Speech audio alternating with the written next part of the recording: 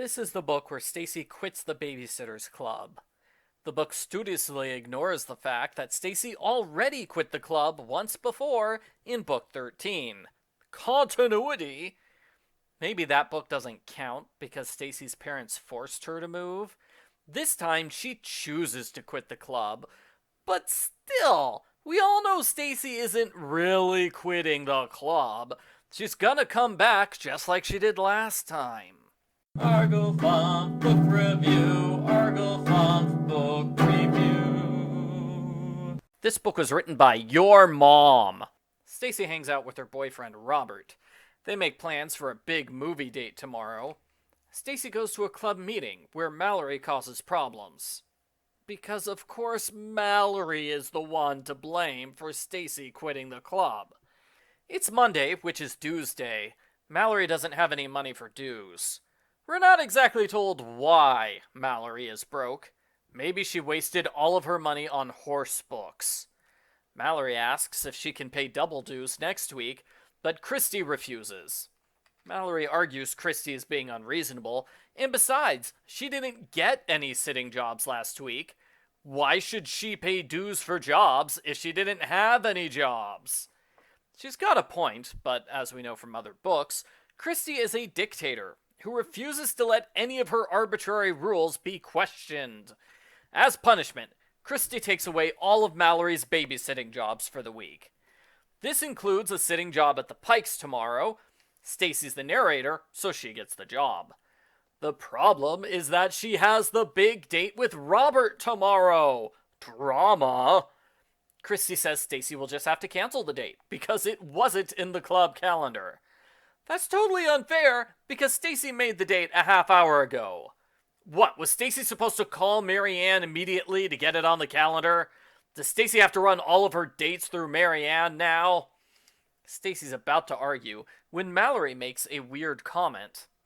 Jessie, Stacey, you can't do this to me, Mallory said, beginning to tear up. You two are my best friends.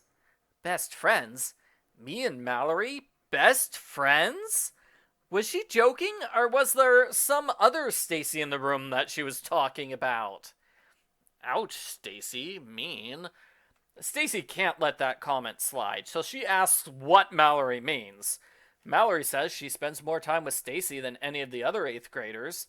Stacey says that's because they're neighbors. It doesn't make them best friends. Mallory starts crying and runs away. Jessie says that was cruel of Stacey, and she chases after Mallory. The other girls agree Stacey was being too mean, except for Claudia.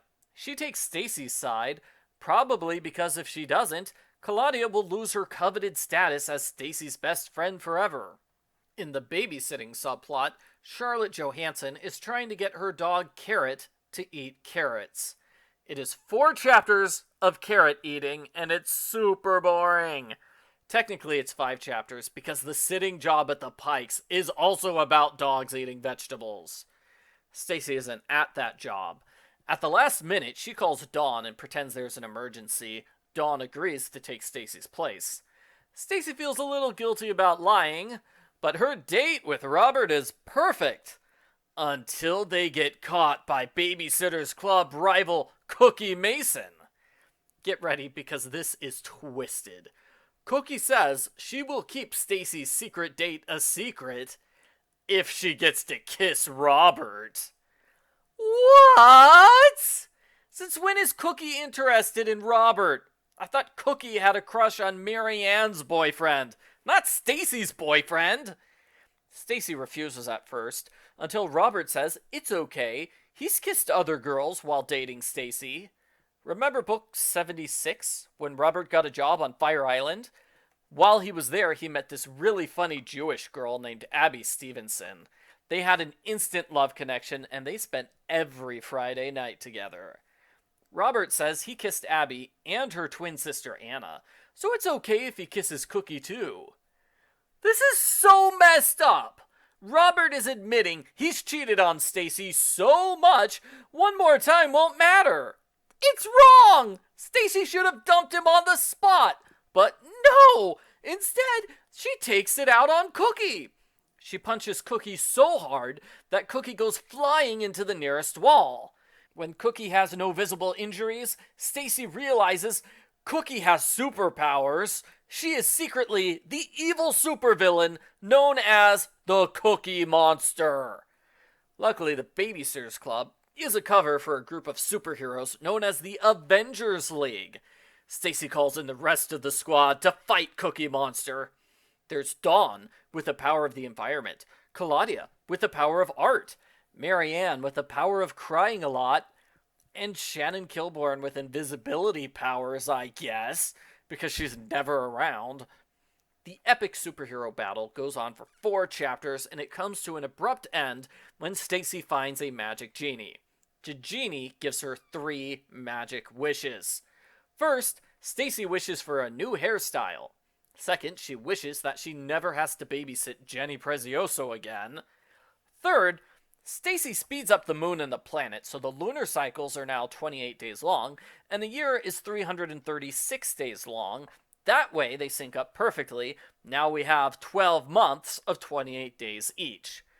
It's great, but losing 29 days a year means we're suddenly catapulted 173 years into the future.